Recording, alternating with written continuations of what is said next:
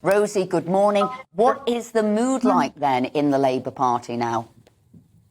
I mean, the truth is everyone's expecting us to be popping those champagne corks, but this isn't a lovely sight for anyone. I think on a personal level, it's just horrible to watch somebody in front of a camera having such a terrible time.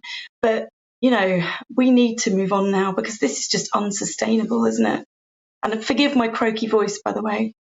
You've actually been doing too much cheering by the sounds of it, Rosie. But so if you say things need to move on and whatever, who is it that the Labour Party would either like to see replace Liz Truss, or who they would fear most replacing Liz Truss? I think that's a really good question. I mean, there's all these rumours about Rishi getting a team together and coming back, and also rumours about Boris Johnson trying to come back.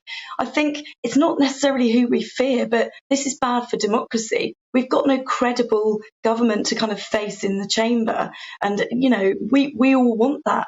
You know, Tory voters need to be represented by somebody for a stable government, and we need to be able to oppose that. And it's just looking like some kind of shambles at the moment, isn't it?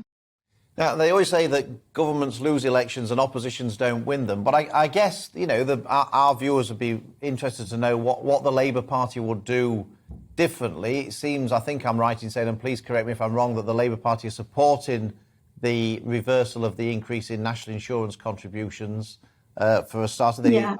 I think they're agreeing with the freezing of energy prices as well, which was the bit that the IMF said had particularly spooked the market. So if the markets are really concerned about government borrowing and the government's ability to reduce it, how would a Labour government reduce those levels of borrowing to reassure the markets?